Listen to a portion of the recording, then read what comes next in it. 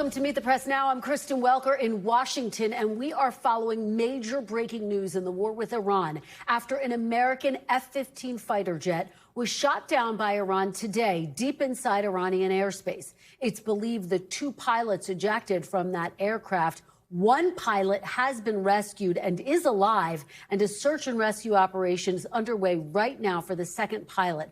We're also just learning that two U.S. military helicopters involved in the F-15 search and rescue efforts were struck by Iranian fire, but the service members are safe, according to a U.S. official. Iran state media released these images of what appear to be fragments of that downed fighter jet. A regional governor in southwest Iran is calling on Iranians to try to find the missing American, promising a substantial reward. This video appearing to show a U.S. C-130 tanker and two helicopters flying over southern Iran as the U.S. is conducting its search and rescue operation. The White House says the president has been briefed on the incident, which marks a significant escalation in the war. This is the first time that we know of that a U.S. aircraft has been shot down behind enemy lines since the conflict began almost 5 weeks ago. Now, all of this comes after President Trump has for several weeks now been touting the success of the U.S. military operations against Iran and claiming U.S. dominance over Iranian airspace. Here's just some of what he said, including during his primetime address to the nation just 2 days ago. Look, in a certain sense, we've already won because we've knocked out their Navy, we've knocked out their Air Force, and we knocked out all of their communications, their telecommunications, and very importantly, we knocked out their anti-aircraft apparatus. We are systematically dismantling the regime's ability to threaten America or project power outside of their borders.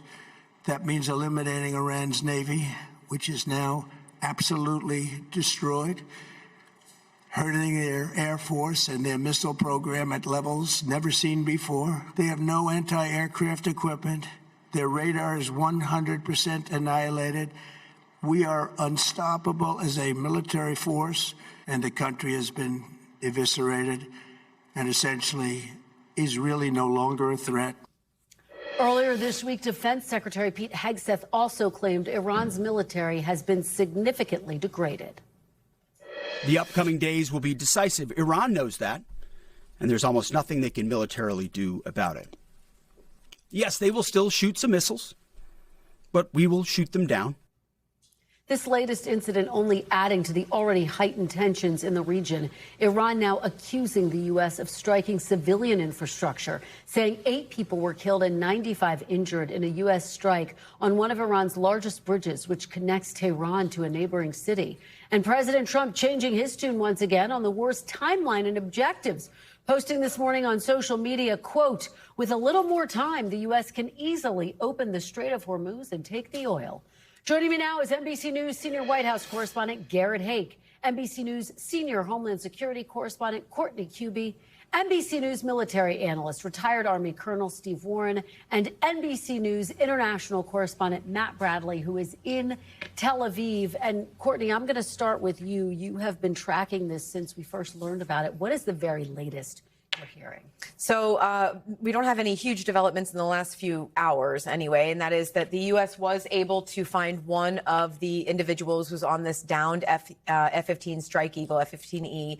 An official tells us that it looks as if Iran was responsible for shooting down this aircraft. The first time that we know of in this war that Iran has actually been able to down a manned aircraft inside of Iran. One of the pilots, or one of the individuals, airmen on board, was rescued. The other one, there is still an extensive search and rescue effort to find that person. It is urgent. It's dark now in Iran, and they are very concerned because Iranian officials are probably looking for the person as well. Yeah. Colonel Warren, can you put all of this into perspective for us? How significant is this? Here we are 5 weeks into this war, and Iran has shot down this F-15 fighter jet. Sure. Losing an aircraft, having an aircraft shot down is always significant. It's a significant emotional event for all involved. But I think some context is important. They've flown more than 13,000 sorties thus far without a plane being shot down. That in and of itself is remarkable. Those numbers are extraordinary. Now what we have is 100 or more American service members putting their lives at risk to bring that last pilot home. Yeah, well, we know that they are working really hard to do that. Garrett Haake, let me go out to you at the White House. You just spoke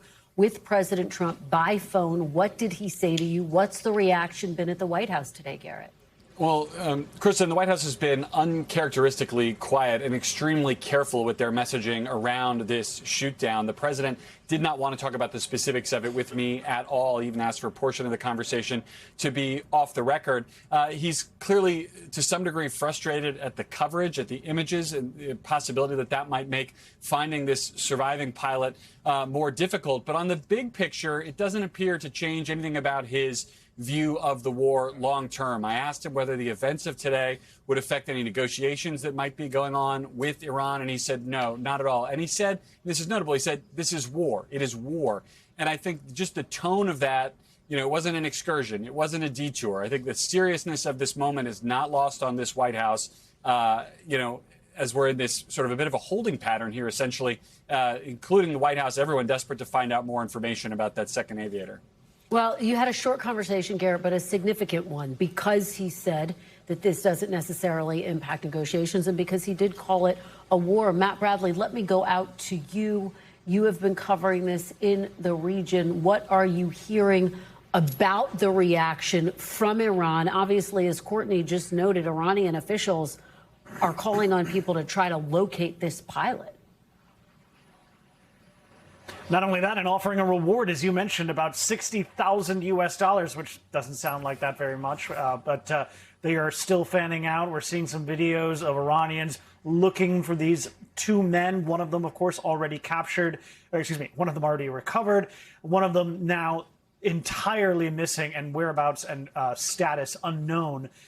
This is something that we could actually see going on for the next couple of days. We've been hearing from experts who know about the U.S. military and their capabilities. These pilots have been trained to survive.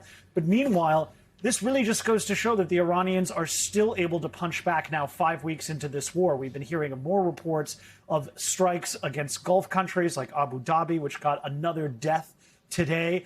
5 weeks into the war, we're still seeing the Iranians striking here in Israel, not only with their ballistic missiles, but also through their proxies, Hezbollah, in Lebanon, where the war, Israel's ground war against Hezbollah, is widening. So still, after what you had just played, all of those comments by Pete Hegseth, the defense secretary, and Donald Trump himself, saying that the U.S. now enjoys almost complete dominance and air superiority over Iran, with three now U.S. aircraft, at least, that have been struck today.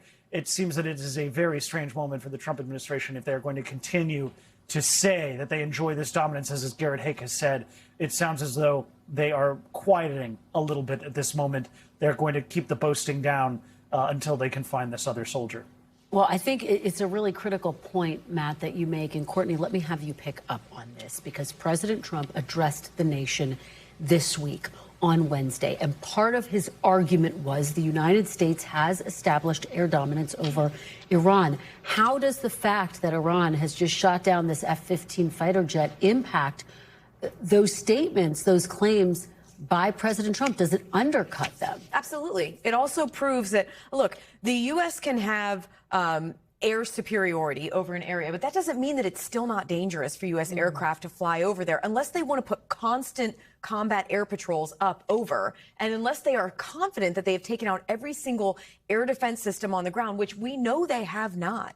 Now, the U.S. military has really degraded their air defense capabilities in the last month or so. They've taken out a lot of their ballistic missiles, their drones, but the threat from every single threat that Iran had when this war began, they still have, just at a smaller scale. And what today is proving is that they still have the ability to really hold U.S. aircraft, U.S. troops in harm's way, in danger, if they're flying over the country. Colonel Warren, pick up on this point. What do you make of the air defense capability that Iran may still have based on this incident in which it shot down an F-15 fighter jet? Right. Air superiority, air dominance, those do not mean threat completely eliminated, right? And we don't know yet if this aircraft was shot down by one of their more sophisticated systems, part of the integrated air defense, or if it was shot down by a guy with something on his shoulder, right? Or even just gunfire can do it. The old-fashioned 50 caliber machine guns shooting into the sky. They have those as well. So we don't know yet. What we do know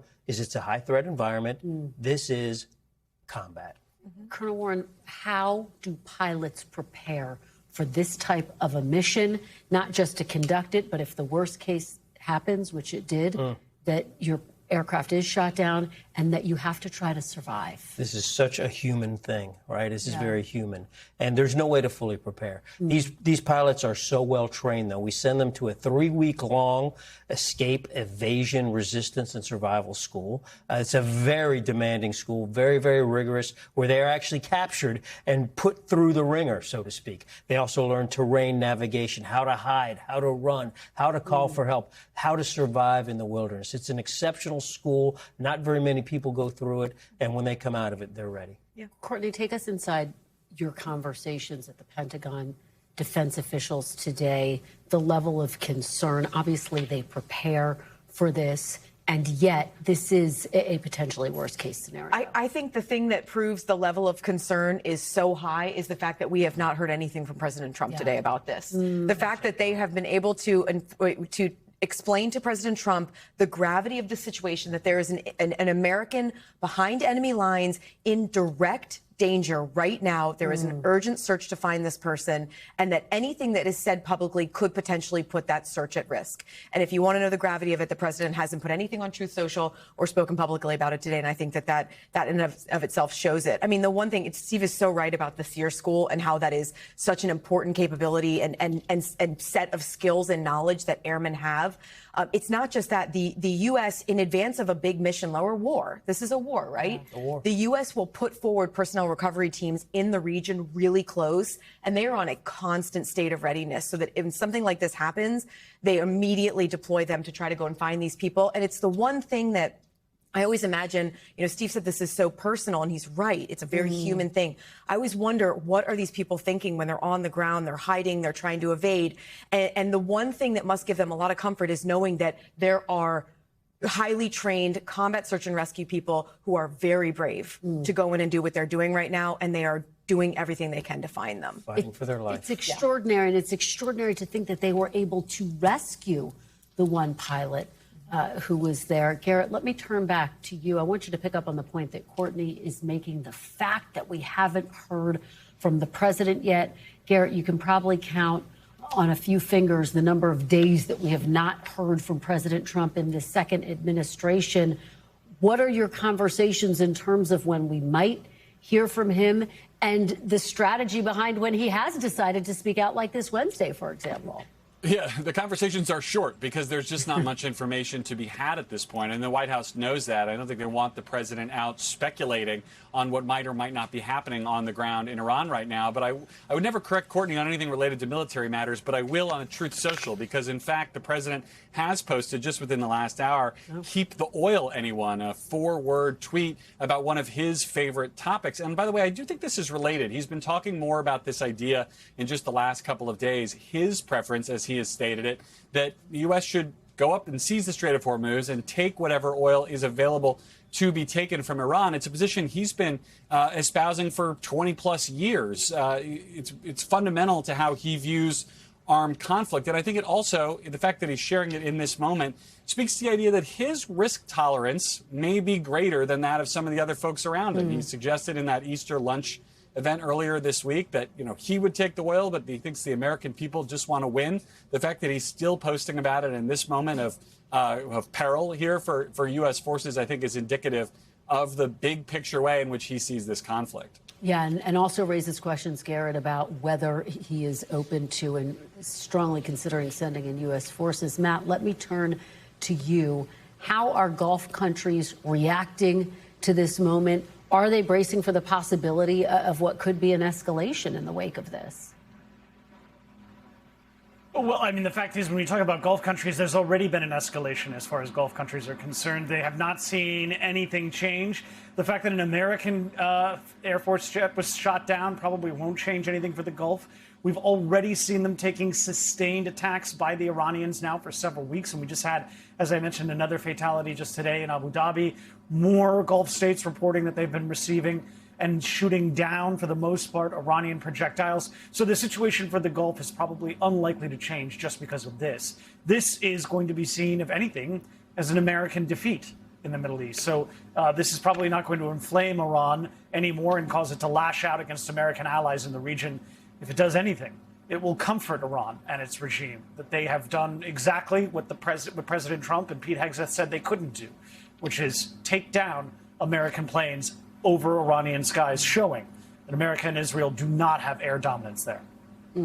Colonel Warren, let me go back to you. There's been a lot of discussion about the Strait of Hormuz. President Trump in his Wednesday night address called on other countries that use the Strait of Hormuz to reopen it. Then in a post today, he said that if we have a little bit more time, the U.S. can reopen it effectively.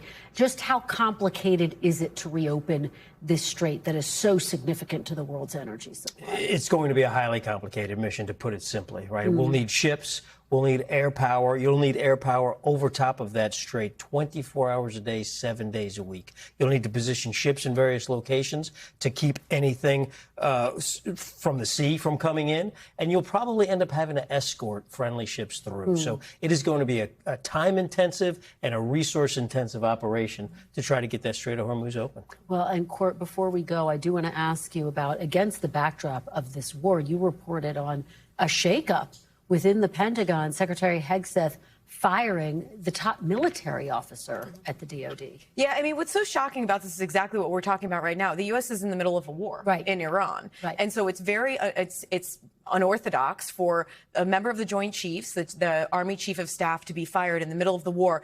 The officials we spoke with said it had nothing to do with the war in Iran. We have seen that in the past. You'll recall that there have been times where the head of General McKiernan, General McChrystal, they were fired when they were running the war in Afghanistan. The difference here is this appears to be because of a grudge. This is because Secretary of Defense Pete Hegseth had a grudge against General George, and he not only fired him, but 2 other senior generals in the U.S. military. And this all comes against the backdrop of some new reporting that we have about how Secretary Hegseth is reaching down into the personnel lists of these general officers and flag officers, the admirals, and he seems to be almost line item taking people out who are selected for promotion or selected for a new job.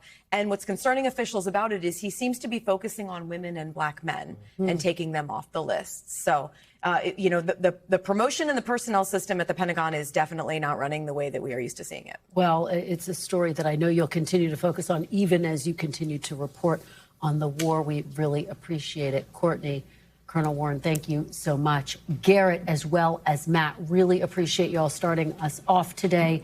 Coming up, former Defense Secretary Mark Esper will join us on the breaking news in Iran, the urgent search and rescue operation still underway, and what it all means for a war the president says he wants to finish in the coming weeks. Plus, we'll dig into the economic cost of this war. Gas and oil prices continue to surge, but we also got a better than expected jobs report today. What are the implications of that? Stay with us. You're watching Meet the Press Now.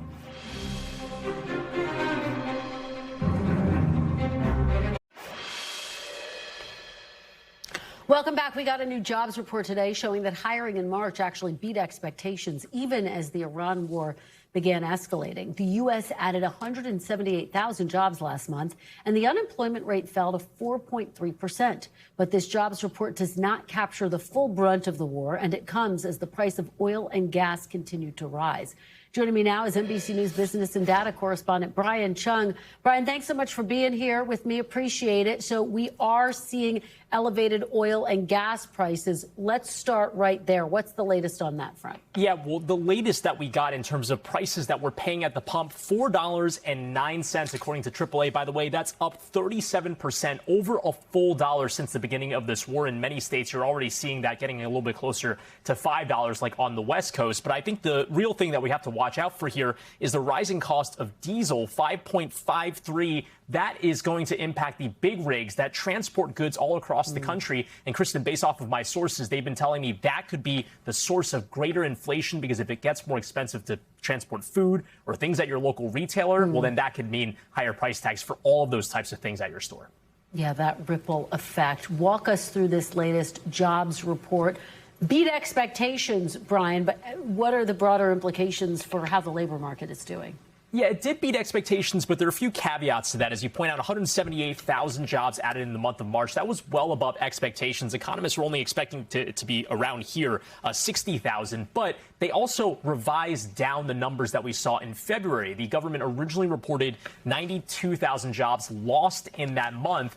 They took a look at those numbers again, as is standard practice, and said, actually, now that we have better data, That February number was a little bit closer to 133,000 jobs lost. So in totality, it's essentially a wash and continues this trend of ups and downs in the jobs market.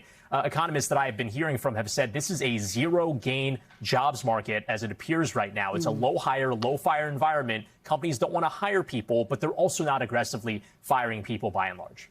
Well, Brian, speaking of highs and lows, the war in Iran is creating uncertainty. Everyone acknowledges that. What are you watching in these coming weeks? Yeah, well, certainly with this jobs report, a natural question is how is the war impacting the labor market? And I should point out we didn't really see it in this report, because the survey period was in the beginning of March, really around the early aughts of this war. But also it's really inflation where we're going to see any of that impact, again, because of higher oil costs and also because of the potential for those costs to bleed into higher airfares, higher food prices, higher retail costs. So again, we'll get another report on inflation next week. That could be very telling for where the war has impacted us here stateside as far as the U.S. economy, Kristen. All right, Brian Chung, thank you so much. Great to see you. Coming up next, back to the breaking news in Iran as U.S. forces rush to find the fighter pilot who is still unaccounted for after an American F-15 was shot down in enemy territory. Keep it right here on Meet the Press Now.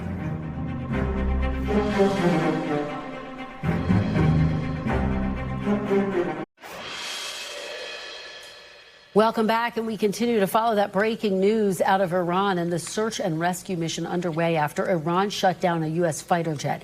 It is a significant moment in this war, and for the White House, with President Trump now a wartime president.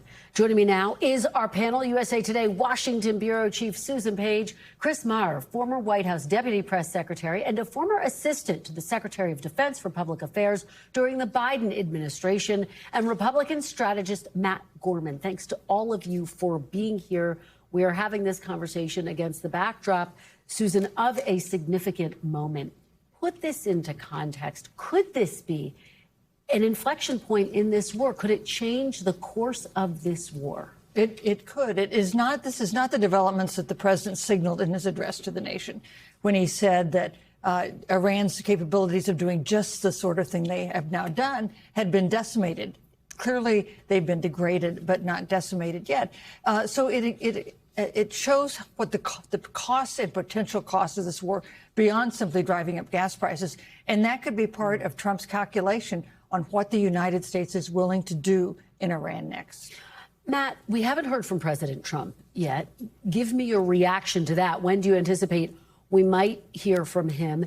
And do you see this as a moment that could really shape the president's desire, as he laid out this Wednesday, to extract the United States from Iran? He said that the United States effectively was going to continue its attacks for the next 2 to 3 weeks. He didn't give a firm timeline, but he did signal he'd like to be out by then. If he was planning on de-escalating the war, I felt like that time, Wednesday night, was the time to say it, really to actually give a firm thing, because all it really did was roil the markets a little more. So I expect, honestly, even regardless of this very tense situation with the shot down plane, I expect this to escalate before it de-escalates. Do we go into Cargyle and do we escalate a bombing campaign? I thought the general in your first block, his context was actually very important around how many sorties we've actually run. And this is, doesn't make the scenario better, but the fact that this was the first such incident I thought was notable. But again, I expect this to escalate and essentially really degrade this before we de-escalate. Chris, how do you see this playing out? Yeah, I think on one hand, right, we've flown 10,000 sorties or something like that. This is one of the few incidents, if not the only incident, involving an aircraft, even though there have been a couple more today as well where people, it sounds like, are safe. On the other hand, it's a reminder to the American people that we don't want to be there in the first place. The vast majority of Americans disagree with the actions that the administration has taken. They're already feeling the pain at the pump. They've already heard about the 13 men and women who have lost their lives. Now there's a plane being shot down. It just feels like it adds to the chaos around this whole situation. Susan, pick up on that point if you would, because if you look at the polls, as Chris is saying, this war is unpopular. The vast majority of Americans say they don't like it, even though Republicans still largely unified behind the president on this. You see those numbers, 60% disapprove in Reuters and YouGov.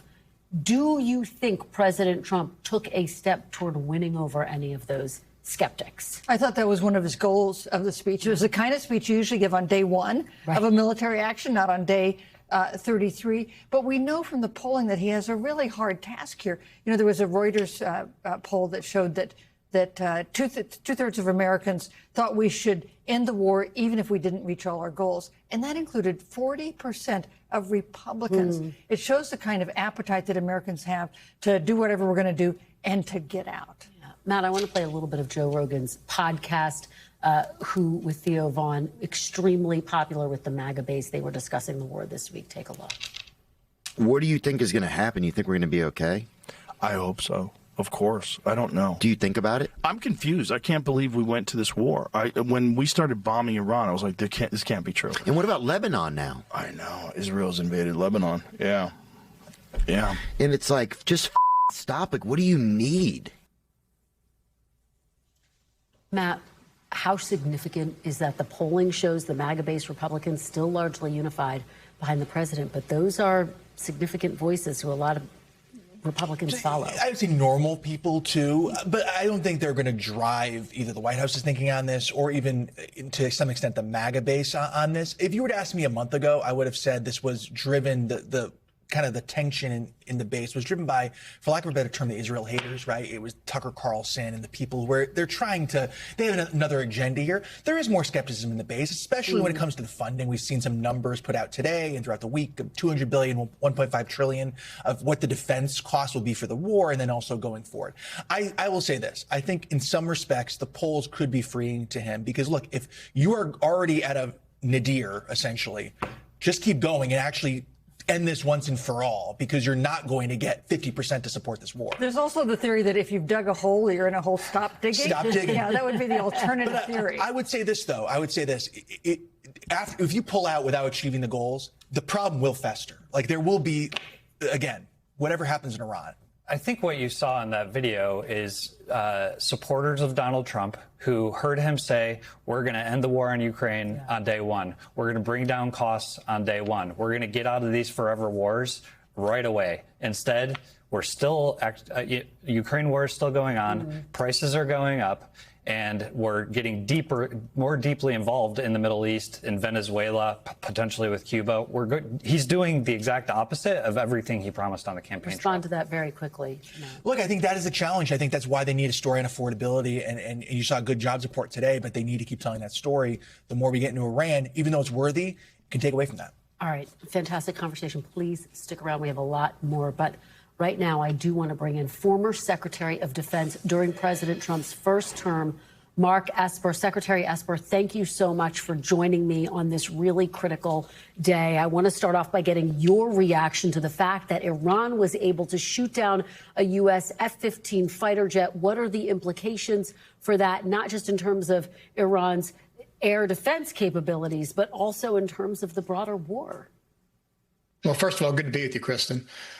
Look, I'm glad to see that, of course, we rescued the pilot. That's great news. But, of course, we have now the other officers out there somewhere, we assume hiding, trying to escape and evade from the Iranian guards who are trying to chase him or her down and capture him. Obviously, it's significant that an American aircraft was shot down in light of what the president said the other night with regard to how devastated or whatever other verb he used to describe their air defenses. But clearly they have some capability still, and not just with air defense, but with ballistic missiles and drones and other things that we've heard about here in the last 24, 48 hours. So, of course, our thoughts and prayers are with this airman who's out there, and it's very important that we find that pilot and retrieve them, because obviously if the Iranians get that person, it could be a significant political chip in this conflict. Absolutely. Everyone, I think it's safe to say, hoping, praying for that pilot's safe return.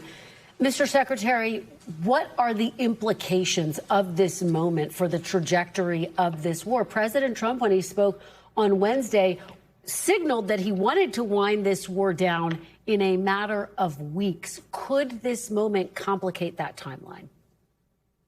Probably so. It becomes, again, if this airman is captured and taken hostage, it adds another wrinkle to the negotiation that has to be worked out. And of course, we don't know which way this is going to play more broadly. You often think about famous Somalia, Mogadishu with Black Hawk Down, where the downing of an American aircraft there changed the nature of the battle on the ground. The question is, will this change the nature of the war between the U.S., Israel, and Iran? It's hard to say, or it could be not have as much impact. Only time is going to tell with regard to whether we get the airmen back or not. That's significant. If the Iranians do, then how do they manage that hostage? Do they take the person hostage? How do they treat them? Do they parade them out there politically to mock the United States? A lot's going to depend on how they treat that individual also. Secretary Esper, take us inside your understanding. You have served with President Trump during his first administration. What are the conversations that you anticipate are unfolding right now? Do you think that there is significant discussion about a potential retaliation? I would hope right now that every level of the chain of command, from the president on down to the unit that these officers were in, are focused on rescuing that remaining airman who's out there. And I assume that that is the focus, 100%, finding that person, getting them, rescuing them, and recovering them as quickly as possible before the Iranians get their arms around them. So to me, that should be the focus right now. Everything else can be sorted out later with regard to retaliation or whatever else you want to do. But right now, recovering that individual is the key thing. And your understanding of the extent to which and the way in which these pilots are trained for this very moment, when the worst happens, if this pilot is still alive, undoubtedly fighting for their life. Yes, they all go through SERE training, survival, evasion, resistance, and escape training. And it's a very demanding, extensive training course built for just these situations. And so right now they're in the survival and the evade mode, trying to stay away from the Iranians. And of course, they have on them the ability to communicate and defend themselves, but really communicate with higher headquarters to signal their location and arrange the pickup as that moment approaches. So right now, that is the focus, I'm sure, of that individual on the ground, is get to a safe space, somewhere where they won't be found. If they could be found, maybe they can defend themselves, but really wait them out. It's darkness now in Iran, so that helps in many ways the recovery of this downed pilot and for us to get to that pilot sooner rather than later. And as we're having this conversation, Secretary Esper, I was just handed a little bit more information about what has unfolded today. This comes to us, according to our team, including Courtney Kuby, who reports in total Iran has caused 2 military aircraft to crash, the F-15 and an A-10, and 2 Black Hawk helicopters in a single day, less than 48 hours after President Trump said in his primetime address that Iran has been completely decimated. Again, one of the pilots, the one in the initial F-15 that was hit, has been rescued, is alive. They continue to search for the second one. Big picture, Mr. Secretary, President Trump has said he thinks that Iran wants to make a deal. Could this moment complicate any diplomatic negotiations, if there are any, in fact, happening? I'd say 2 things. First of all, the United States military has clearly made great progress in terms of achieving its objectives. And Chairman of the Joint Chiefs of Staff, Dan Kane, has laid them out with regard to degrading the Navy, degrading the Air Force, going after the ballistic missiles, drones, and production capabilities, and talking about the nuclear infrastructure, although it's something we've heard a lot less of this time around. That said, while great progress is made over the, 4 or 5 weeks now, and over 11,000 plus sorties, what has transpired here in the last 24 hours for sure, and certainly over the last few weeks, as Iran continues to launch a couple dozen ballistic missiles and several dozen drones each day toward Israel and the Arab partners, is that they still have capability. And not just capability, they still have a willingness to fight. And so what that tells me now, zooming out to the second question you've asked, Kristen, is I believe the regime feels emboldened and that they're not going to roll over anytime soon. They seem to have suppressed the people well enough that they're not afraid of any uprising. And there doesn't appear to be any fractures within the government itself or the IRGC. We had, of course, the D-N.Y say this just a couple weeks ago or a week and a half ago on Capitol Hill. So in my mind, they feel strong. They feel emboldened that they can they've taken the brunt of American-Israeli attacks. And I just assume that the shoot down of American aircraft today will embolden them further. I hope I'm wrong, because it's very important that we gain the upper hand here, retain the upper hand, and achieve all of our objectives. And it's, again, war is a contest of wills, and the question is who will hold out the longest. Well, you take me to my next question, because if you listen to the president's address to the nation this Wednesday, one aspect of this that he did not speak to specifically was whether or not he plans to put U.S. forces on the ground inside Iran. Do you think this moment will make it more likely? Because we know that he's mobilized tens of thousands of U.S. troops in the region. Does this increase the chances that he may, in fact, send U.S. forces into Iran? I think it's too early to say, Kristen. I think the president's right by not taking that option off the table, and I think he's right by deploying forces to the region to give him options. I think that's the duty, as I always thought my duty, to give the president as many options as possible. I think the time to tell will be April 6th, which is the deadline he gave for the Iranians to either come back and agree to his demands. That's option one. Or number two, he may extend the deadline. Or three, maybe he just declares victory and it pulls U.S. forces out of the region. But to me, April 6th, this upcoming Monday, will be the date by which we have a little bit more clarity on which path he chooses. Secretary Esper, we really appreciate your insights today. Thank you so much for being here. Thanks, Kristen. Coming up next, the very latest installment of our Common Ground series, the co-chairs of the Problem Solvers Caucus speak out on their efforts to try to solve the biggest problem plaguing Capitol Hill right now. That's the longest partial government shutdown in U.S. history. That's next on Meet the Press Now.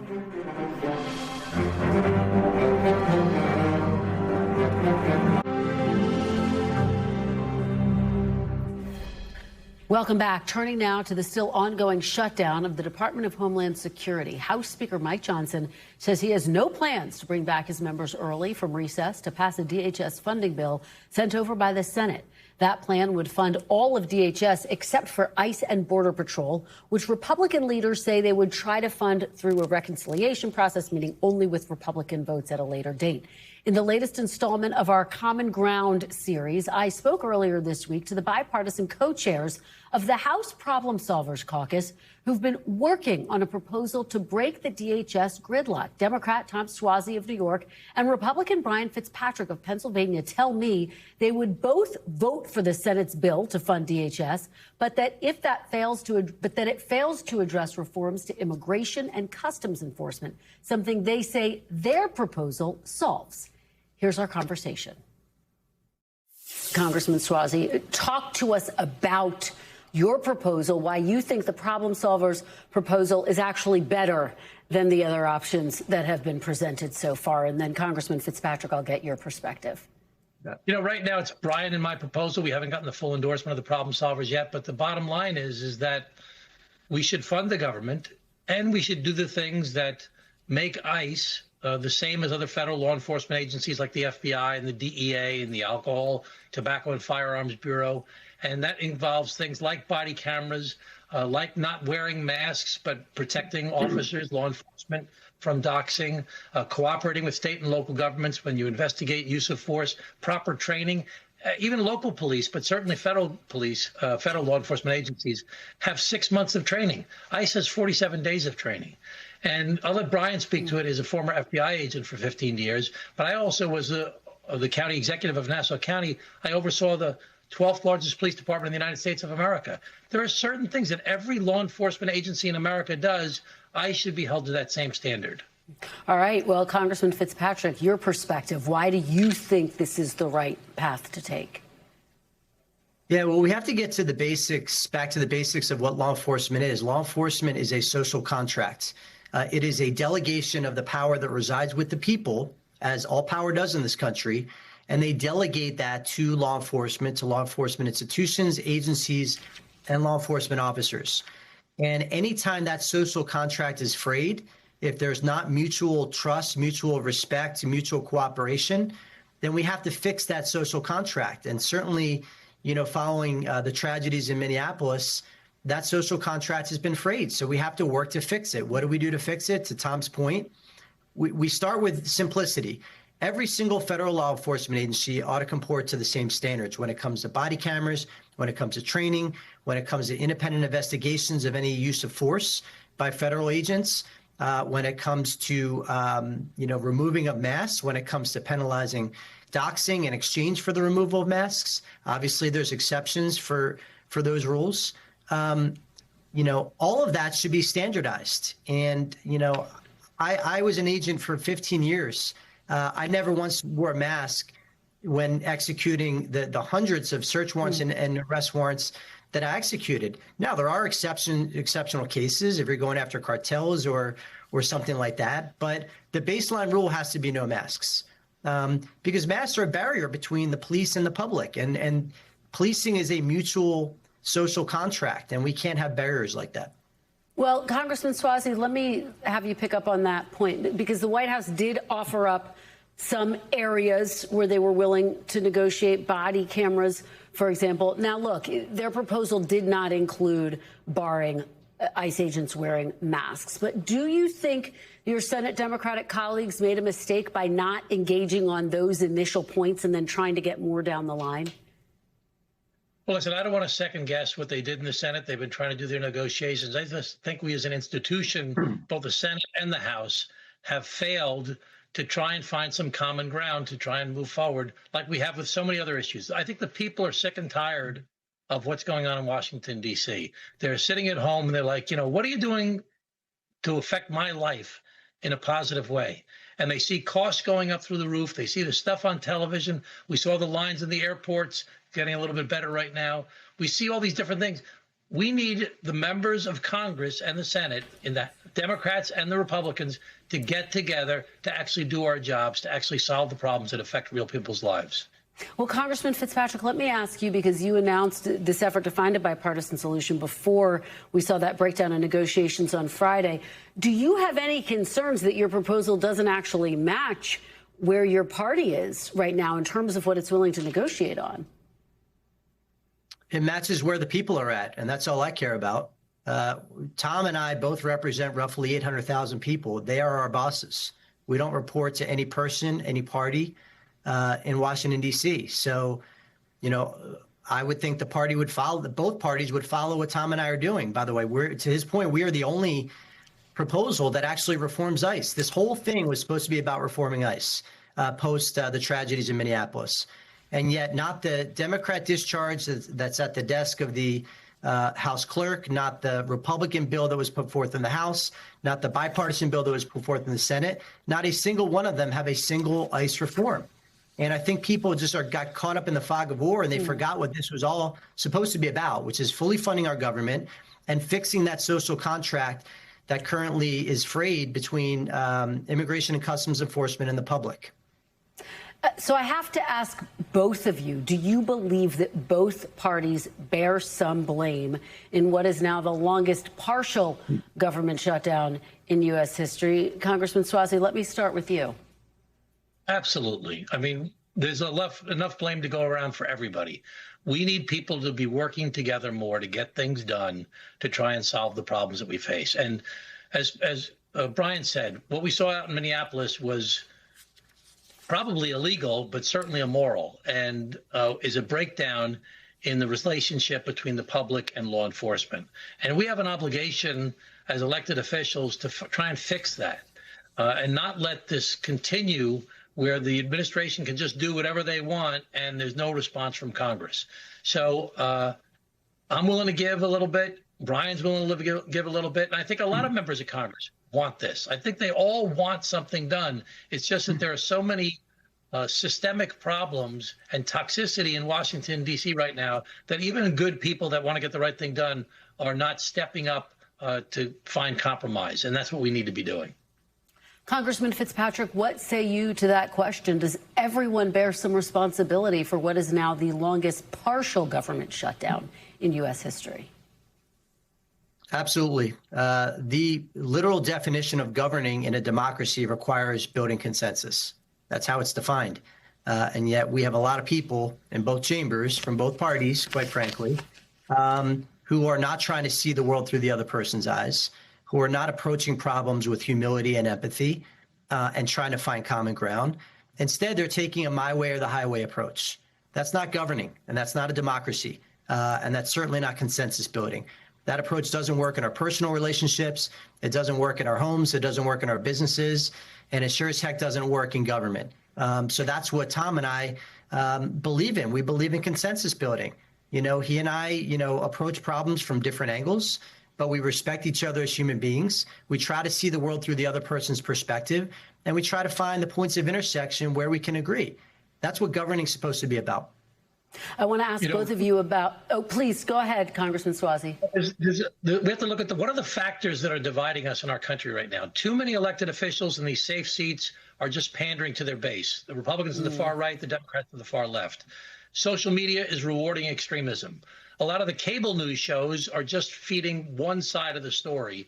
And our foreign adversaries are trying to promote division amongst us by using our social media to promote divisive messages, saying one message to this group and another message to that group just to get us to all hate each other. We have to rise above these systemic problems and start figuring out how to actually serve the people. And I do have one final question for both of you. What is your message to Americans who are frustrated with what they believe is congressional inaction across all of these issues that we are discussing in both chambers, which are in recess right now? Congressman Fitzpatrick, let me let you take that one first.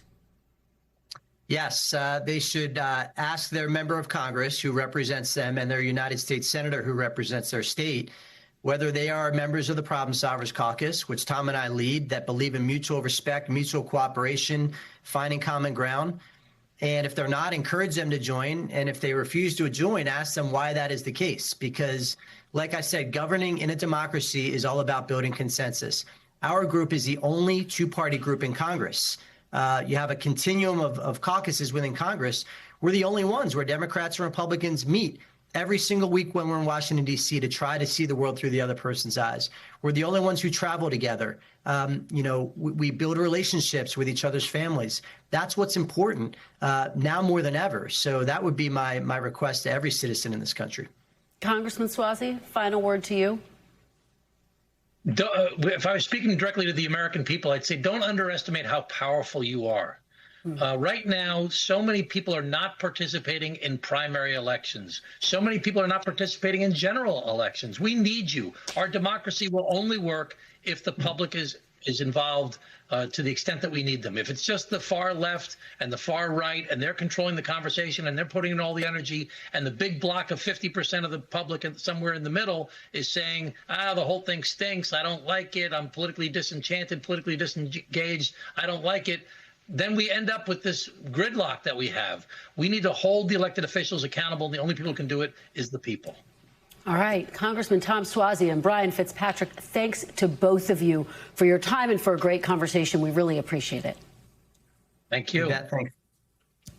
All right, we do want to turn back now to the breaking news on the war with Iran and recap what we've just learned. That in total, Iran has hit 4 U.S. aircraft today. First, that F-15 fighter jet that was shot down, and then 3 aircraft that were involved in the search and rescue efforts.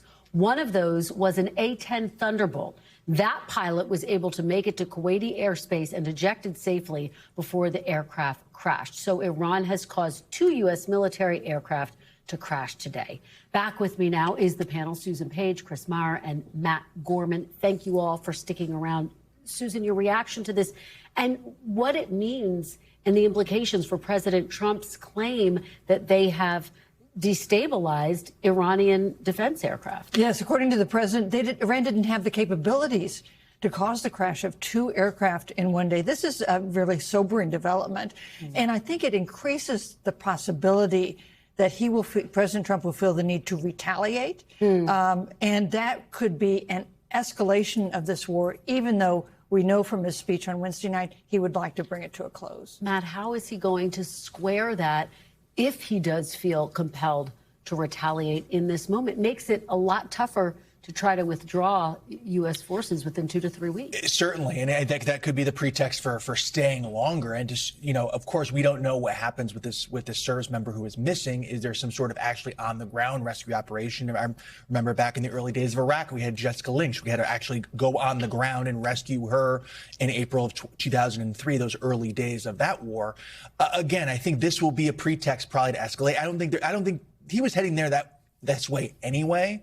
I think this really cements it. Chris, I thought it was notable that Secretary Esper said he believes this is a moment where Iran feels emboldened. What are the implications of that? Having served in the Biden administration, you dealt with Iran, obviously.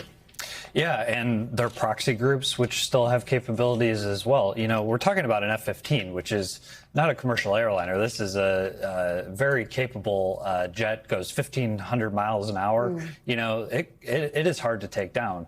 And I think Iran is proving a point today by taking down this aircraft that they're not done yet. Same goes with the Strait of Hormuz. It's easy to talk about, we're just going to reopen it. The rhetoric that you hear from the Trump administration is like, we just snap our fingers and we get this stuff done. Iran showed today it's not going to be quite that easy, so it's up to Donald Trump to decide what's next. At this moment, why should Iran negotiate? Why should Iran make compromises to the United States when it's feeling that it's done this remarkable thing today? And yet, Matt, President Trump has said Iran wants to negotiate. Iranian officials have said, hey, wait a minute, there are no direct negotiations. Do you think this moment undercuts any hopes, as Susan's saying, for the possibility of a negotiated settlement? At the risk of being reductive, you can't sell your way out of this. You have to fight your way out of this, essentially, if that's what the actual end goal is. And again, I think Trump has, on Wednesday night, outlined what his goals are, is degrading the Iranian nuclear capability, of course. And if that's the case, you can't really even cut a deal. If Iran's not willing to do that, then you have to escalate. And again, even before the speech, but again, certainly in light of this, it seems like all signs point to that. One of the big questions, Chris, is will President Trump send U.S. forces into Iran? You heard the defense secretary say it's an outstanding question still. Is that when you think Democrats would move to they've tried to block this war already, but is there anything that Democrats or Congress could do at that moment? Congress, members of Congress on the Hill have not shown much of a backbone yet. There's limited capabilities for Democratic members of Congress other than the microphone. I hope that they would speak out loud and clear here. If Donald Trump puts boots on the ground, puts those troops who are already in harm's way by even being deployed to the Middle East in the first place, if he puts them on the ground in Iran, that is going to be a political game changer back here domestically in a bad way for Donald Trump. All right, guys, thank you for a great conversation on a very significant day. Susan, Chris, and Matt, we really appreciate it. Thank you. We will be back Monday with more Meet the Press Now. And if it's Sunday, it's Meet the Press on your local NBC News station. I'll have exclusive interviews with Senator Tim Kaine, Congressman Mike Lawler, and Congressman Ro Khanna. There's much more ahead on NBC News Now.